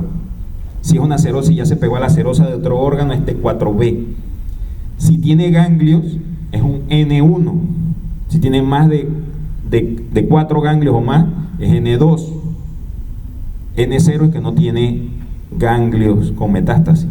Y metástasis a distancia es que tiene una metástasis, una islita de tumor en el hígado o en el pulmón. Si tiene 3 metástasis en el hígado pero solo la tiene en el hígado, es un M1. Se llama enfermedad oligometastásica, hasta 5 metástasis. Si tiene una metástasis en el pulmón y una en el hígado, está peor que el de 3 en el hígado, porque si ya tienen 2 órganos diferentes. Entonces un M2, un M1B, y M1C es cuando tiene carcinomatosis peritoneal. Esas son las de peor pronóstico. Una metástasis en el hígado, una oligometastásica, tiene hasta 50% de curarse, aunque es metastásico. Entonces, la T, la N y la M me hace el estadiaje. Los estadios 1 son T1 y T2, o sea, llegan hasta la muscular sin ganglios, sin metástasis. Los estadios 2 son los que son T3, T4, pero no tienen ganglios. Los estadios 3 tienen ganglios. No importa la T, si es T1 y tiene 3 ganglios positivos por metástasis, ya es estadio 3. Y eso necesitan quimio, porque la cirugía no cura la enfermedad ganglionar, puede quedar. Entonces necesitas terapia sistémica ayudando a la cirugía. Y T4 es cuando tiene metástasis, estadio 4. Entonces el manejo es multidisciplinario entre un gran equipo y generalmente el tratamiento tradicional era estadio 1, 2 y 3, cirugía. Ahora lo que sabemos es que hay unos tumores que son la parte molecular, que tienen que ver con los genes reparadores del DNA, que son los que tienen alta inestabilidad microsatélite. Y eso se hace una prueba molecular, inmunohistoquímica, una prueba inmunohistoquímica en la biopsia, que sale con inestabilidad microsatélite alta, y se le da algo que se llama inmunoterapia. Eso todavía no lo tiene el oncológico, pero en los hospitales privados hay, y están estudios, y eso es lo que se está hablando en congresos desde el año pasado para acá. Y se le da inmunoterapia, y la tasa de curación es por arriba del 95%. O sea que si usted está salado y le va a dar un cáncer de colon, le pide a papá Dios que sea uno de inmunoterapia, y tiene grandes posibilidades de salvarse. ¿Sí? Y a estos pacientes, la mayoría se curan, pero hay que darles inmunoterapia, igual hay que operarlos. Y todo esto son los estudios que avalan la supervivencia libre de enfermedad, ¿verdad?, a favor de los que tienen inmunoterapia en cáncer de colon, y ven todos los pacientes por arriba del 95% con respuesta completa. O sea que le dan inmunoterapia, y cuando le quitan el colon, lo mandan al patólogo, el patólogo dice fibrosis, no había nada ya. Entonces la pregunta es, ¿y por qué lo quitan? ¿Por qué no se deja? No se sabe, todavía no se sabe. Eso es una pregunta a futuro que quizás ustedes vayan a responder. ¿Ok? Inmunoterapia, pero eso solo son 20% de los cánceres de colon, y generalmente se reserva para pacientes T4 con enfermedad ganglionar. O sea que ahora yo un cáncer de colon lo tengo que estadiar, y si yo veo que no tiene enfermedad ganglionar, lo opero. Si tiene enfermedad ganglionar, mi pregunta es si es un T4. Si es un T4 que veo que está grande y que puede agarrar, está pegado a un colon derecho, pegado al duodeno, le mando inmunoterapia.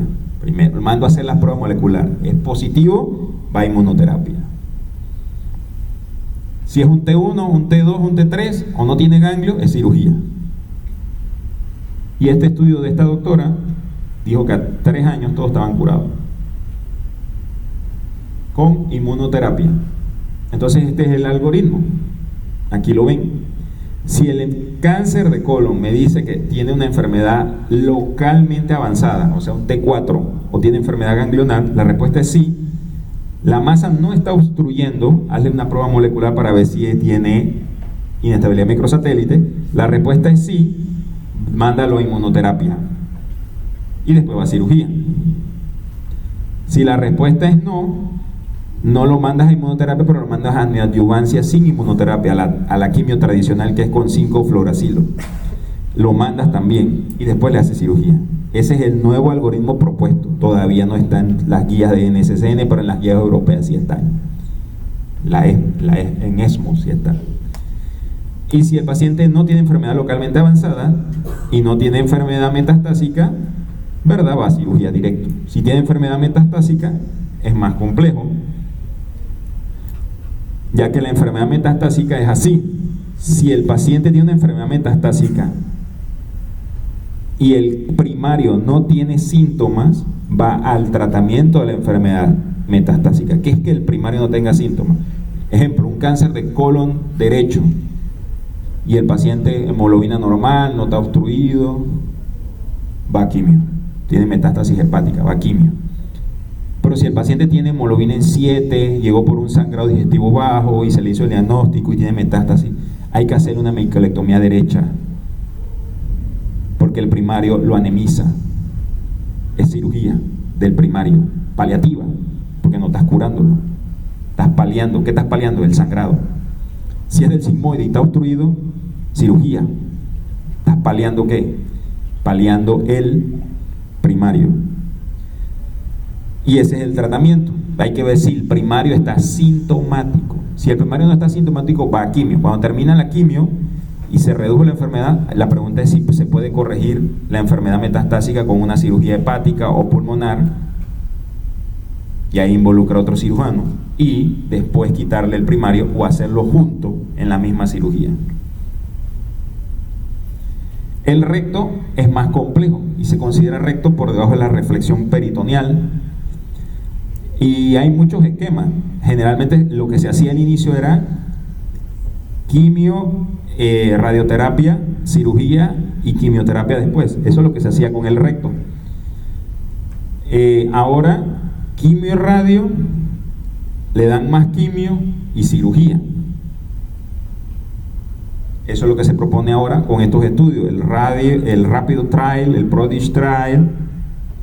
Entonces la pregunta ¿es necesario realizar la cirugía en pacientes si le das quimio con radiación y después le das quimio de consolidación? Y hay unos que le dan la quimio antes, que se llama quimio de inducción, y le das quimio y radio.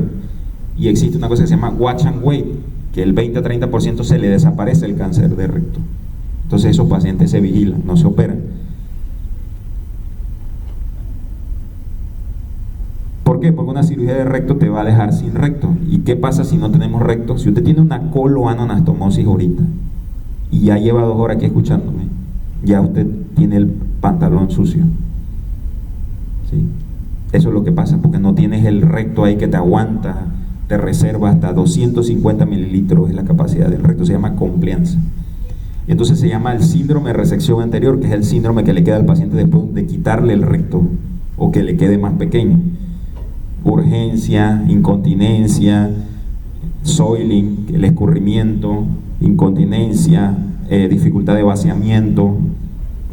Entonces no es inocua la cirugía de recto. Entonces hay estudios que hablan de cirugía contra no cirugía, y en algunos casos cuando se vigilaron, estos eran pacientes rebeldes que no se querían quitar el recto y vieron que vigilarlos era seguro.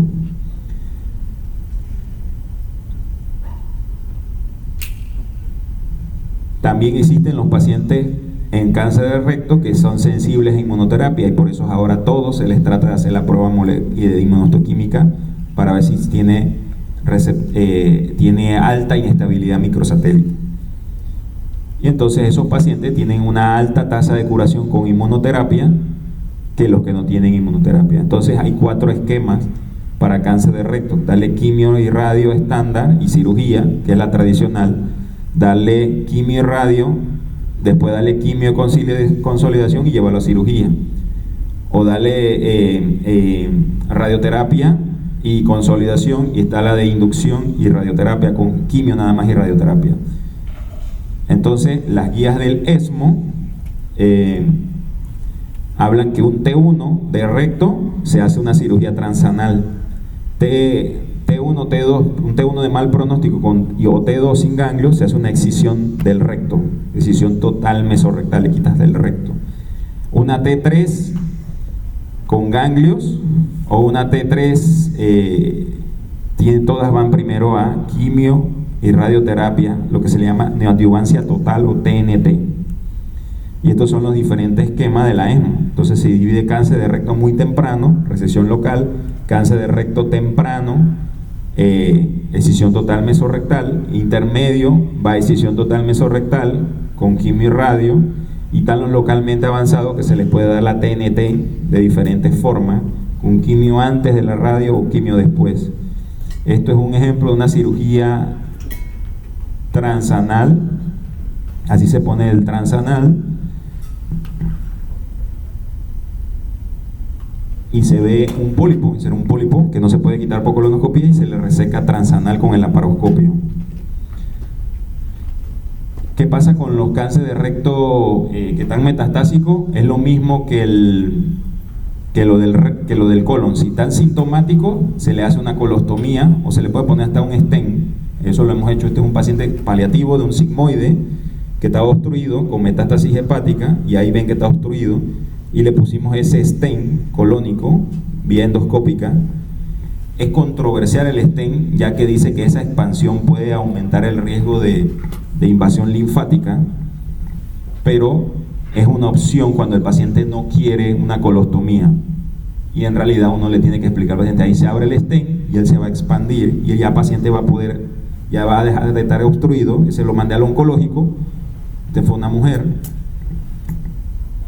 y ya quedó permeable, se le fija, y después esta paciente respondió a quimioterapia del hígado y se curó de la enfermedad metastásica, y me la mandaron a Santo Tomás y yo le hice la cirugía del sigmoides.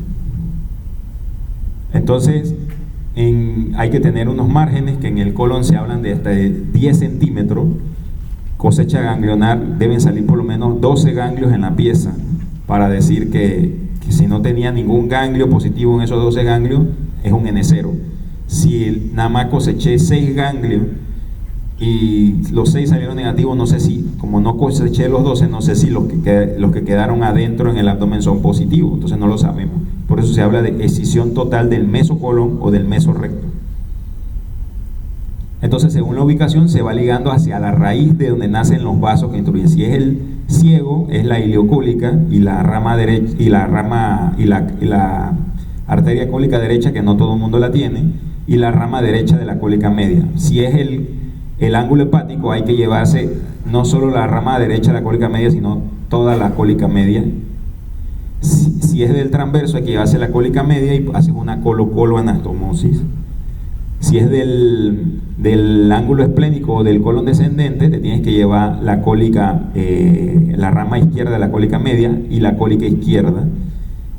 Si es del colon descendente, tienes que extender más distal, te tienes que extender hasta el sigmoide y bajar el ascendente y unirlo al recto. Y si es sigmoide, solo tienes que ligar la mesentérica inferior. Y a veces hay que hacer colectomía subtotal cuando el paciente tiene 2 cánceres, uno ubicado en cada lado. Está la cirugía robótica, están las engrapadoras que han mejorado el corte de los tejidos. Este es un video donde se ve cómo la engrapadora corta en un solo corte el recto, ya que se sabe que si uno dispara varias veces y hay muchas grapas intercruzadas, eso aumenta el riesgo de la anastomosis. Aquí hicimos un corte completo de un cáncer. Esta era una colectomía subtotal porque tenía un síndrome de Lynch con un cáncer en el sigmoide. Esta era una paciente joven. Se revisa la anastomosis con el colonoscopio para que quede íntegra, y a veces hemos detectado que sangra o que fuga, y eso nos cambia el plan de la cirugía. Usamos el verde indocianina para ver la perfusión y hasta para ver los ureteres también. Este es un ejemplo de un urólogo poniéndole verde indocianina por ese catéter ureteral, y así se ve el ureter en la cirugía, se ve verde, y evito lesionarlo, más en enfermedad diverticular que en cáncer.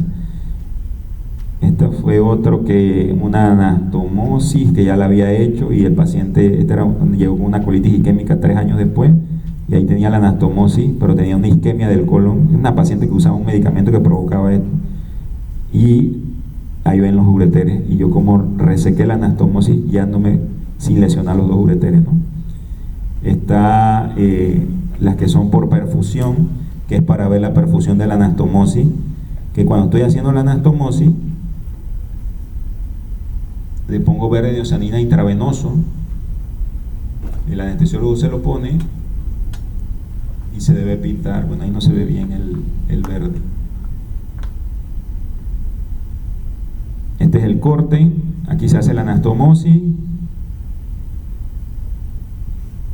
Este es una colorectal y se prueba el verde y debe pintar en menos de 30 segundos y se hace la prueba neumática con el colonoscopio, se infla el colon, está lleno de agua en la pelvis, no burbujea, y se puede hasta revisar transanal la anastomosis con la cámara al final de la cirugía y vuelve a ponerle verde y debe pintarse verde todo nuevamente. El verde también te sirve para ver ganglios, inyectas el verde en el tumor durante la cirugía ya sea, y debes ver los ganglios cómo van hasta la raíz del mesenterio, y ahí están los ganglios pintados al lado de los vasos, ¿no?